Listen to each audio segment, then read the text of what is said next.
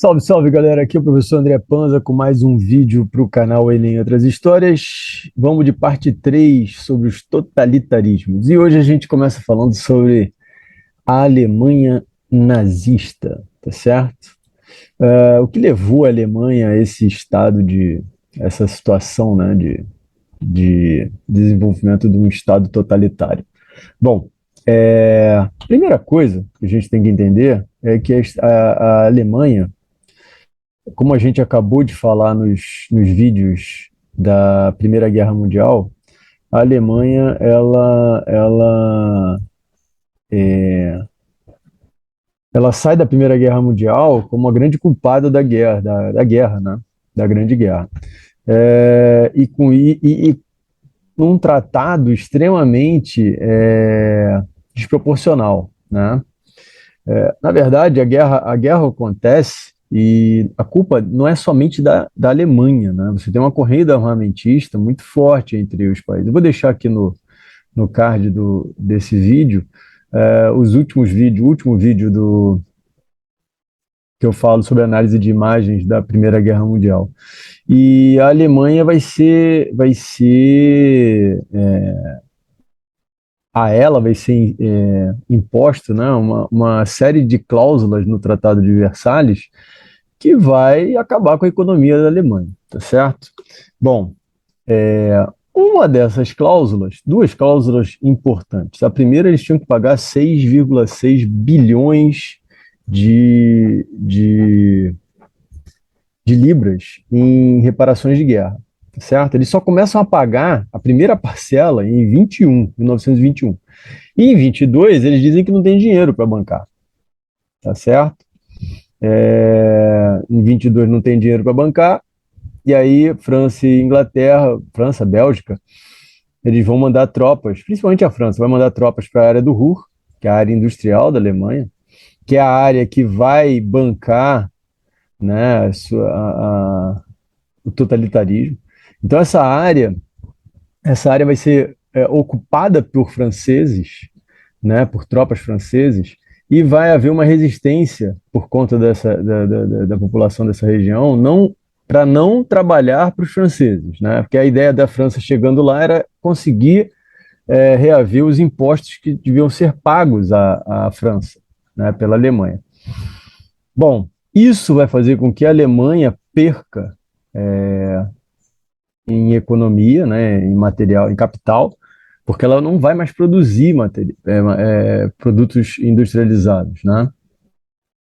Enfim, daí vem a crise de 29 e a Alemanha vai entrar numa completa crise. E eu vou mostrar agora para vocês algumas imagens que mostram esse tipo de situação, o que, que aconteceu e como isso foi um caldo de cultura para crescer o pensamento nazista na Alemanha. Como que uma sociedade inteira começou a pensar dessa forma, tá certo?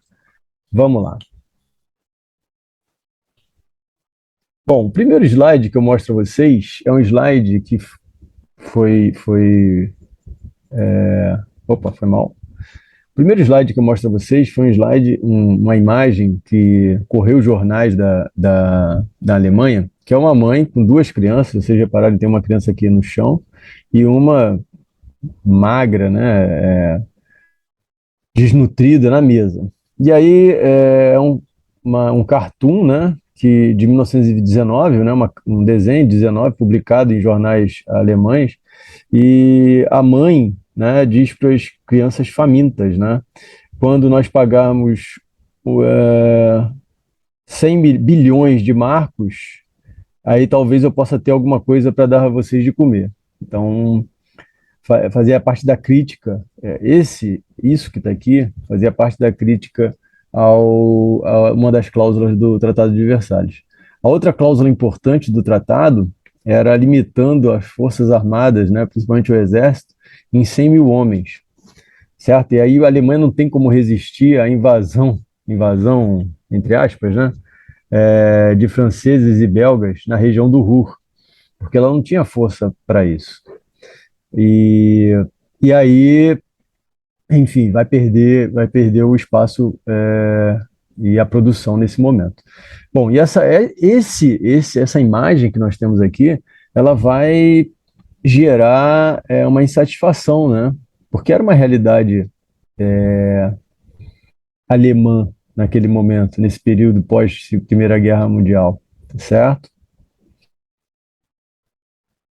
Ó, isso aqui é para vocês terem uma ideia do preço do pão em Berlim, em marcos. Em 18, no final da Primeira Guerra, eram 54 centavos de marco. Em 21 era 3,90, um aumento de aproximadamente 720%. Em 22, 163,50, então um aumento de 30.277% em relação a 18. Esses aumentos são sempre em relação a 18, tá, galera? Em janeiro de 23, um aumento de 30.300%. Em junho, nossa, 3 mil pão, 642.000%. Em setembro, 280 milhões de por cento de aumento. Imagina, um pão valia 1 bilhão, 512, perdão, 1 milhão, até é difícil, 1 milhão, 512 mil marcos.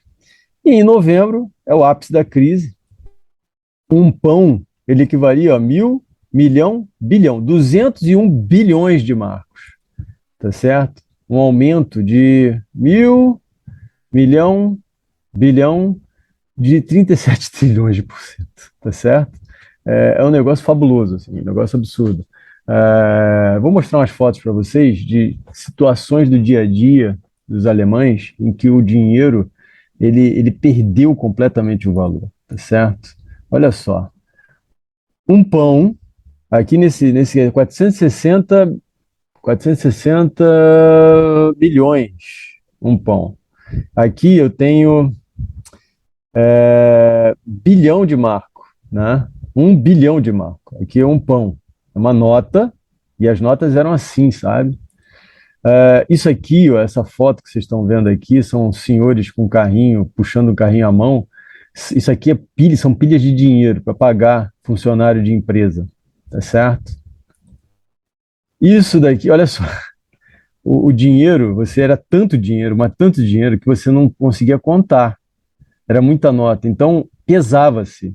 Você levava um bolo de dinheiro para fazer uma compra, por exemplo, comprar o pão, comprar alguma coisa na mercearia, você pesava aquele bolo de dinheiro para saber se era o valor correto que devia ser pago, tá certo? E esse aqui, a última imagem, é um garoto fez uma pipa com dinheiro. E tem outras fotos, tem outras imagens ao longo desse processo de hiperinflação na Alemanha. Tem pessoas nos carnavais, né, nas festas, fazendo roupa com dinheiro, para ver como era desvalorizado o marco naquele momento. Bom, isso tudo, galera, primeiro, crises sociais, tá certo? Onde você vai ter um grande crescimento dos movimentos socialistas e comunistas, principalmente com o exemplo de 1917 na Rússia. Então, os grupos socialistas e comunistas vão ter uma força muito grande na Alemanha, para desespero da burguesia, tá certo? A burguesia vai ficar desesperada com isso. E é com isso que cresce o movimento nazista. O movimento nazista cresce e vai ganhar respaldo dessa burguesia. É uma burguesia que não quer perder o status que perdeu na Rússia, tá certo? Então eles vão financiar o Partido Nazista, porque esses caras do Partido Nazista vão trabalhar como forças paramilitares, brigando nas ruas contra o movimento socialista, tá certo? Verdadeiras batalhas campais com inúmeras mortes. E aí uma propaganda contra o comunismo feita na Alemanha nesse período, tá certo?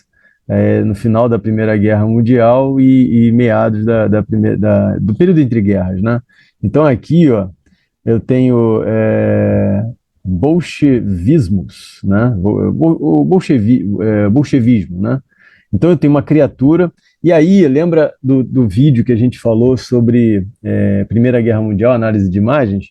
Eu tenho uma situação semelhante, um primata, onde lá os americanos usavam o primata como referência ao Guilherme II, o Kaiser da Alemanha. Aqui eles fazem referência aos comunistas, aos bolcheviques, tá certo? Então, o que ele está dizendo aqui? Os bolcheviques trazem a guerra, tá certo? Não trazem salvação, não trazem emprego, eles trazem a guerra. É um monstro que ele está com uma faca e uma granada na mão, tá certo? Então, a referência de aterrorizar a população para os perigos do comunismo. O comunismo come criancinha, o comunismo é uma besta fera que vai acabar com a nossa sociedade. E isso vai ajudar no crescimento do Partido Nazista, tá certo? É bem interessante essa questão. E esse cartaz é de 18, mas esse tipo de propaganda vai ser muito comum e recorrente aí ao longo do período entre guerras. O comunismo sempre foi um medo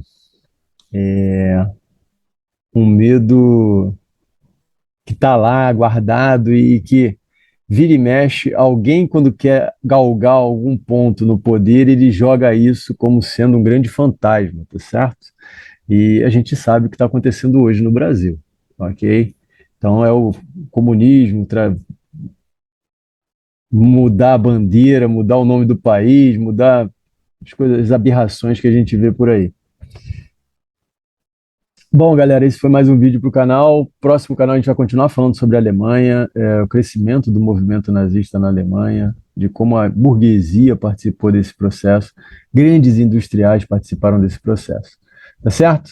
Gostou? Compartilha, se inscreve no canal. Grande abraço e até a próxima. Valeu!